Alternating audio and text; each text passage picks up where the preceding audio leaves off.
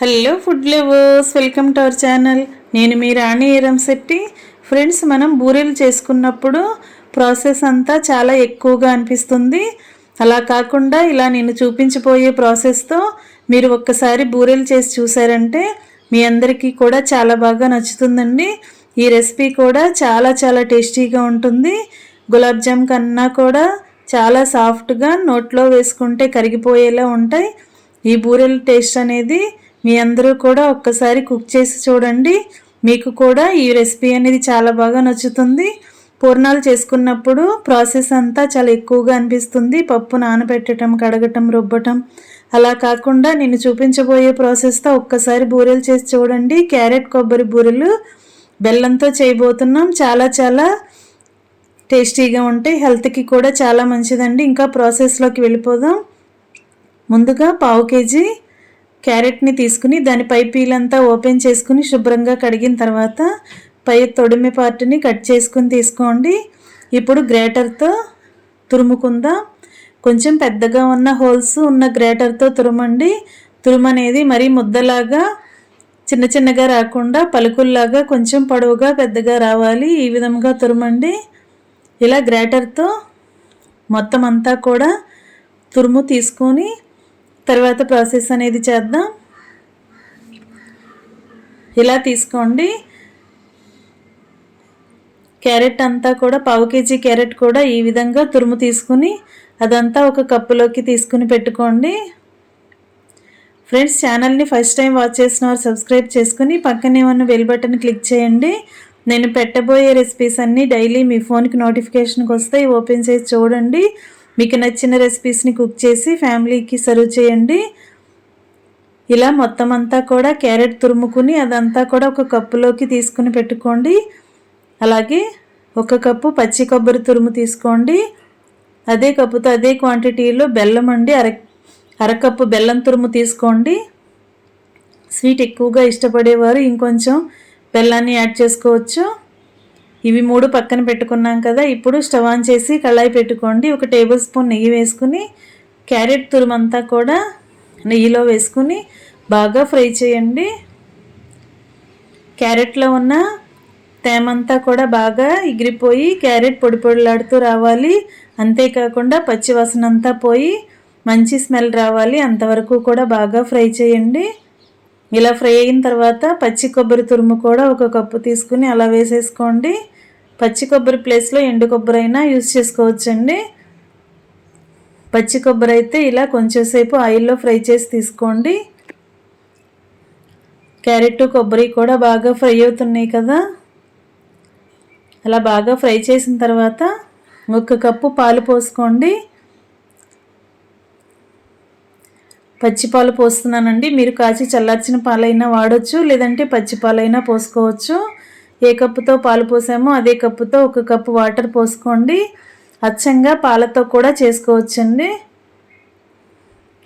ఈ పాలన్నీ కూడా క్యారెట్ కొబ్బరిలో బాగా కలిసిపోయేంత వరకు గరిటెతో బాగా కలుపుకొని క్యారెట్ అంతా దగ్గరగా ఉడికేంత వరకు ఉడికించండి. ఫ్లేమ్ సిమ్లో పెట్టుకుని పాలన్నీ కూడా క్యారెట్ బాగా పీల్చుకునేలా ఉడికించండి. క్యారెట్ అంతా బాగా ఉడికిపోయి ముద్దలాగా రావాలి. ఇలా మొత్తం అంతా కూడా ఎగిరేంత వరకు ఉడికించండి. ఇప్పుడు అరకప్పు బెల్లం తురుము కూడా అలా వేసేసుకోండి. బెల్లం అంతా కూడా క్యారెట్ కొబ్బరిలో బాగా కలిసేంత వరకు కలపండి. ఈ గడ్డలన్నీ బాగా కరిగిపోయి పాకం అనేది స్టార్ట్ అవ్వాలి. అంతవరకు కూడా ఉడికించండి. పాకం ఉడుకుతుంది కదా, ఇలా గరిటెతో కలుపుకుంటూ ఉడికించండి. కళాయి అంచులకు అంటికిపోయిన క్యారెట్ అంతా కూడా మధ్యలోకి కలుపుకుంటూ ఉడికించండి. 1 టేబుల్ స్పూన్ యాలకుల పొడి కూడా వేసుకుని ఇదంతా కూడా స్వీట్లో కలిసేంత వరకు గరిటెతో బాగా కలుపుతూ ఉడికించండి. క్యారెట్ అంతా కూడా పాకాన్ని బాగా పీల్చుకొని ముద్దలాగా రావాలి. స్వీట్ అనేది పొడి పొడిలాడుతున్నట్లుగా లేకుండా ముద్దలాగా వచ్చేంత వరకు ఉడికించండి. ఈ విధంగా బాగా ఉడికిన తర్వాత 1 టేబుల్ స్పూన్ నెయ్యి వేసుకోండి. నెయ్యి అంతా కూడా స్వీట్లో బాగా కలపండి. ఇలా నెయ్యి కొంచెం ఎక్కువగా అయినా వేసుకోవచ్చండి. నెయ్యి వేసిన తర్వాత స్వీట్ అంతా కూడా కళాయికి అంటుకుపోకుండా ఈజీగా ఇలా సపరేట్ అవుతుంది. ఈ విధంగా ఉడికించండి. ఎప్పటికప్పుడు గరిటెతో కలుపుకుంటూ ఉడికించండి. ఇలా మొత్తం ముద్దలాగా వచ్చింది కదా. కొంచెం స్వీట్ని మనం చేత్తో పట్టుకుని చూస్తే పొడి పొడిగా లేకుండా ముద్దలాగా రావాలి. అంతవరకు వచ్చిందంటే ఇంకా స్వీట్ ఉడికినట్లే. ఇంకా స్టవ్ ఆఫ్ చేసుకుని కళాయి పక్కన పెట్టుకుని 2 నిమిషాల తర్వాత కొంచెం కొంచెంగా క్యారెట్ని తీసుకుని ఇలా బాల్స్ లాగా చేసుకోండి. ఈ స్వీట్ అనేది బాగా చల్లారిన తర్వాత మాత్రమే ఈ ప్రాసెస్ చేసుకోండి. ఇలా మనకి కావాల్సిన సైజులో క్యారెట్ లడ్డూల్ని చేసుకుని ప్లేట్లో పెట్టుకోండి. పూర్ణానికి కావాల్సిన లోపల పూర్ణం అనేది రెడీ అయిపోయింది కదా. ఈ విధంగా ముందుగానే మనం లోపల పూర్ణానికి కావాల్సిన క్యారెట్ బాల్ని రెడీ చేసుకుని పెట్టుకోవాలి. తర్వాత నెక్స్ట్ ప్రాసెస్ అనేది చేద్దాం. ఇప్పుడు బ్రెడ్ పీసెస్ని తీసుకోండి. 4 లేదా 5 బ్రెడ్ పీసెస్ని తీసుకుని వాటిని ముక్కలుగా చేసుకుని మిక్సీ జార్లో వేసుకుని ఇలా నేను చూపించిన విధంగా పౌడర్లా చేయండి. ఇలా రవ్వలాగా రావాలండి, మరి ముద్దలాగా ఉండకూడదు, పొడి పొడిలాడుతున్నట్లుగా రావాలి. ఈ విధంగా గ్రైండ్ చేసి తీసుకున్నాం కదా, దీనిని పక్కన పెట్టండి. ఇప్పుడు 2-3 టేబుల్ స్పూన్లు బొంబాయి రవ్వ తీసుకోండి. ఒక పావు కప్పు బొంబాయి రవ్వ అనుకోండి. ఇవి 2 పక్కన పెట్టండి. ఇప్పుడు స్టవ్ ఆన్ చేసి 1 కప్పు పాలు పోసుకుని 1 కప్పు వాటర్ పోసుకోండి. ఇవి 2 బాగా కలపండి.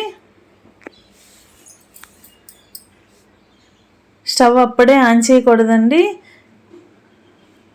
కళాయి పెట్టుకుని పాలు వాటర్ పోసుకున్నాం కదా. ఇప్పుడు మనం గ్రైండ్ చేసి పెట్టుకున్న బ్రెడ్ పొడిని వేసేసుకుని పావు కప్పు సుజీ రవ్వను కూడా వేసుకుని 4 టేబుల్ స్పూన్లు పంచదార వేసుకోండి. ఇవి 3 పాలలో కలిసేంత వరకు బాగా కలిపిన తర్వాత అప్పుడు మాత్రమే స్టవ్ ఆన్ చేయండి. ఈ పాలన్నీ కూడా రవ్వని బ్రెడ్ పౌడర్ని బాగా పీల్చుకోవాలి. అంతవరకు గరిటెతో కలిపిన తర్వాత స్టవ్ ఆన్ చేసుకుని ఇదంతా ముద్దలాగా వచ్చేంత వరకు ఉడికించండి.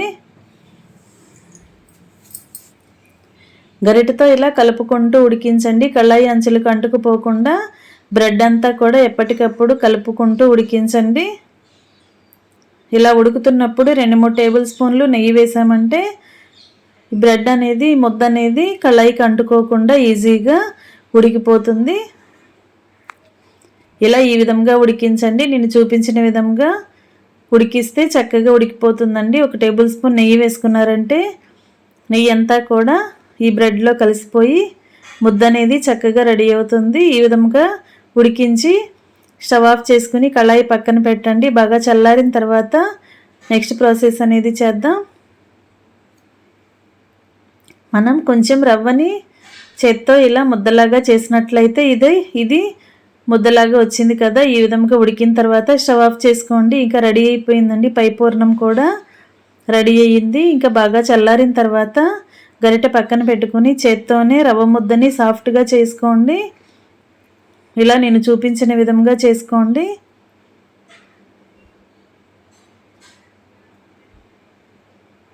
అరచేత్తో ఇలా ప్రెస్ చేస్తున్నట్లుగా చేసామంటే రవ్వ అంతా కూడా బాగా మగ్గిపోయి సాఫ్ట్గా వస్తుంది. ఈ విధంగా చేసుకోండి.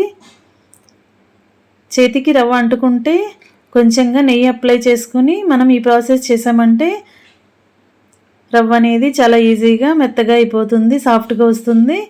ఇప్పుడు మనం క్యారెట్కి ఎన్ని పూర్ణాలు చేసుకున్నామో అన్ని పూర్ణాలని కూడా ఈ బ్రెడ్తో చేసుకోవాలి.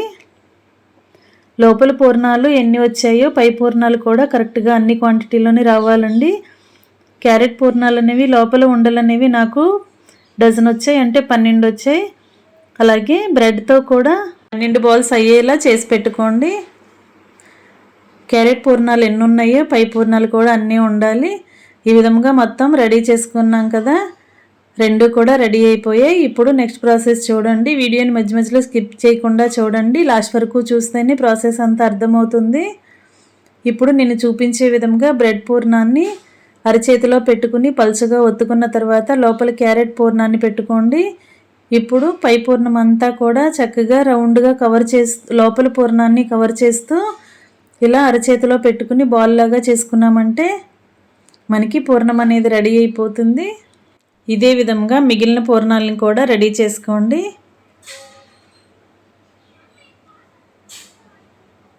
బ్రెడ్ పూర్ణాన్ని ఇలా మెత్తగా అప్పడంలాగా చేసుకుని దాని లోపల క్యారెట్ పూర్ణాన్ని పెట్టుకుని పై పూర్ణం అంతా కూడా గట్టిగా చుట్టుకోండి.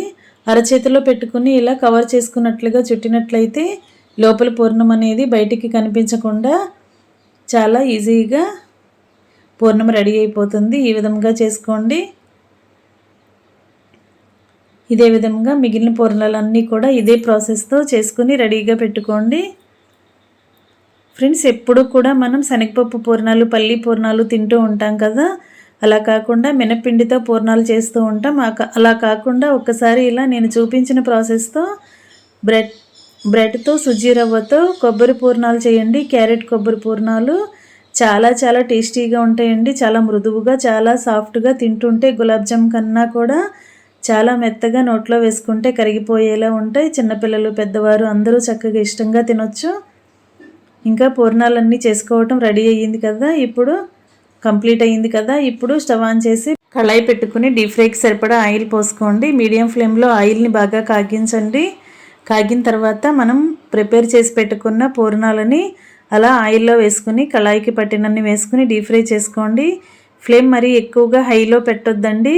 హై ఫ్లేమ్లో మనం డీప్ ఫ్రై చేసామంటే ఇవన్నీ కూడా పై పూర్ణం అంతా ఓపెన్ అయిపోయి కరెక్ట్గా డీప్ ఫ్రై అవ్వవు.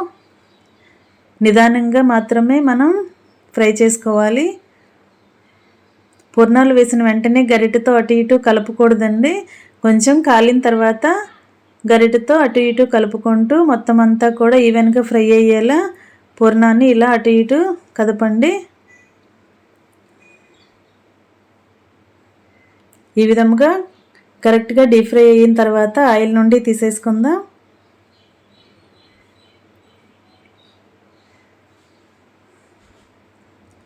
మనం బొంబాయి రవ్వ వాడాం కదా, తింటున్నప్పుడు పూర్ణం అనేది చాలా క్రిస్పీగా టేస్టీగా చాలా చాలా బాగుంటుందండి. కరకరలాడుతూ చాలా టేస్టీగా ఉంటుంది. అలాగే బ్రెడ్తో కూడా చేసాం కదా, చాలా సాఫ్ట్గా ఉంటాయి. ఇంకా ఇలా క్రిస్పీగా ఫ్రై అయిన తర్వాత ఆయిల్ నుండి తీసేసుకోండి. తీసి పక్కన పెట్టుకోండి. ఇదే విధంగా మిగిలిన పూర్ణాలను కూడా ఇదే ఆయిల్లో వేసుకుని డీప్ ఫ్రై చేసుకుందాం.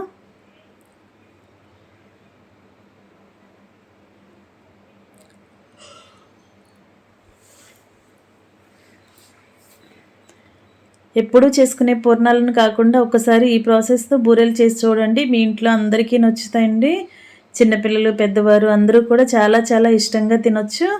స్వీట్స్ ఎక్కువగా ఇష్టపడేవారు, బూరెలు ఎక్కువగా ఇష్టపడేవారు ఈ ప్రాసెస్తో ఒక్కసారి ట్రై చేసి చూడండి. మీకు చాలా బాగా నచ్చుతాయి.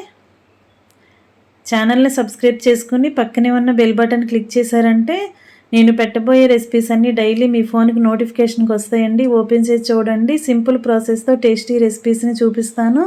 తక్కువ టైంలో తక్కువ ఇంగ్రీడియంట్స్తో కుక్ చేసే ప్రాసెస్ చూపిస్తాను. అవన్నీ మీకు నచ్చుతాయి. ఇంకా రెడీ అయిపోయండి క్యారెట్ కొబ్బరి బూరెలు. చాలా చాలా టేస్టీ రెసిపీ. వీడియో నచ్చినట్లయితే లైక్ చేయండి. మీ ఫ్రెండ్స్కి, ఫ్యామిలీ మెంబర్స్కి రెసిపీ షేర్ చేయండి. మీరు కూడా కుక్ చేసి ఫ్యామిలీకి సర్వ్ చేయండి. మరొక రెసిపీతో మళ్ళీ కలుద్దాం. Thanks for watching. నేను మీ రాణి ఎర్రంశెట్టి.